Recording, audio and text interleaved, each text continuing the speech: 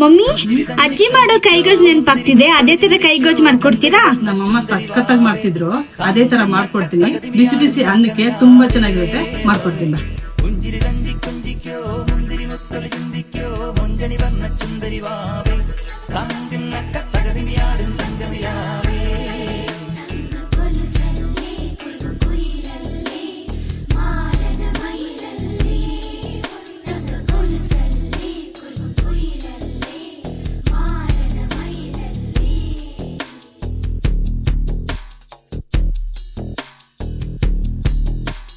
जिया चले जा चले नैनो तले धुआं चले रात भर धुआं चले जानू ना सकेरी जिया चले जा चले नैनो तले धुआं चले ಅವಾಗೆಲ್ಲ ಒಲೆಯಲ್ಲಿ ಉರಿತಿದ್ರು.